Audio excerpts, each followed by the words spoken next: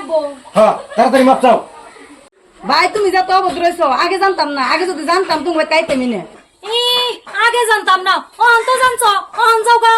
হ্যাঁ জামু গিয়ে আনবে কীর্তিকলাপ দেখবার দিকে থাকবো না।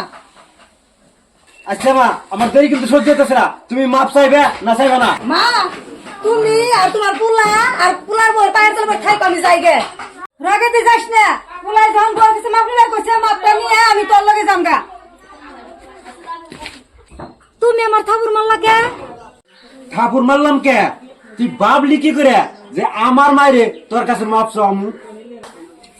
হাসা মিশা কবি আমার কাছে, সেইটাই আমি বিশ্বাস করিয়া তারপরে মান নাগে অত্যাচার করুম। তুই এটা ভাবছত না? ওই ওই তুই যদি এটা ভেবে থাকস তাহলে তোর সম্পূর্ণ ভুল ধারণা।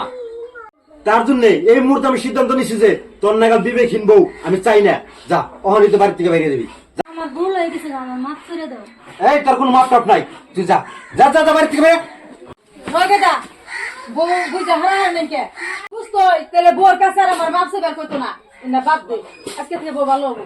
এত কিছু হওয়ার পরও তুমি বাদ দিবার কও? হ্যাঁ কি করবি আর, মানুষ মাত্রই তো ভুল হয়, বউ না বুঝা ভুল করছে। এনা বাদ দে, মিলা জিলা সংসার করো না। এই দেখ দেখ মা কারে কয়, যার তুই দেখাস না তার জন্য কিন্তু আজকে সংসার টিকলো।